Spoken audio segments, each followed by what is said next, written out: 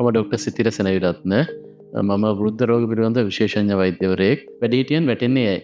ඔබ දැකලා ඇති ගොඩක් වයස්ගත වෙන පුද්ගලයන් සමවරතාවයේ ගිලිහෙනවා සහ ඔවුන් වැටීමට ලක් වෙනවා.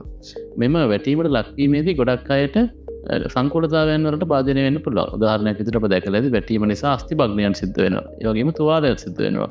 මේ හිස වැදිලා අනතුරු සිද්ධ වෙනවා. මේ ගොඩක් වෙලාවට අපේ අවධානය යොමු වන්නේ මෙම ඇතිවන සංකූලතාවය පිළිබඳවයි. අස්ථි භග්නය පිළිබඳව, ඇතිවන තුවාලය පිළිබඳව.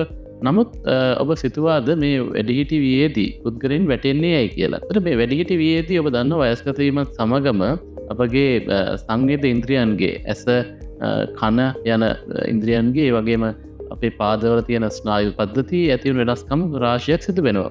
එම නිසා ගොඩක් පුද්ගලයන්ට සමවරතාවය නැතිවීමක් සිද්ධ වෙනවා. මීට අමතරව ඔබ දන්නවා වයස්ගත වීම සමග ලෙඩ රෝග ගණනාවක් පුද්ගලයෙක්ට වැළඳෙනවා. මෙම කායික රෝග නිසා සමහර අය වැටෙන්න පුළුවන්. උදාහරණයක් විදියට ආඝාතය වැනි තත්ත්වයන් නිසා, නැත්නම් හදවත් රෝග නිසා, හෘදයේ සීනි මට්ටම අඩු වීම නිසා සමහර කෙනෙක් වැටෙන්න පුළුවන්. ඊට අමතරව ඔබ දන්නවා වියපත් වීමත් සමග මාංශ පේශි දුර්වල වෙනවා.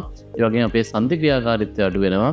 හදවත් රෝග ඇති වෙනවා. ඒ වගේම මේ රෝග වලට ගන්න ඖෂධ නිසා ගොඩක් අය වැටීමට ලක් වෙන්නත් පුළුවන්. ගොඩාක් අය වැටෙන්නේ මෙම කාරණා ගණනාවක බලපෑම එකතු වීම නිසා. එක කෙනෙක්ගේ මේ වගේ අවදානම් සතේ ගණනාවක් තියෙන්න පුළුවන්. ඉතින් මෙම කාරණේ නිසා වැටීමට ලක් වෙන පුද්ගලයෙකු වෘද වෛද්‍ය විද්‍යාවේදී විශේෂ පරීක්ෂණයට භාජනය කරගත යුතුයි. මේ වගේ ඔවුන්ගේ වැටීමට අවදානම් සාධක අඳුනාගෙන ඒවට නිසි ප්‍රතිකාර කර ගැනීම තුළින් වැටීමක් වළක්වා ගැනීම සහ වැටීමේදී ඇතිවන සංකූලතාවන් වළක්වා ගන්නට පුළුවන්.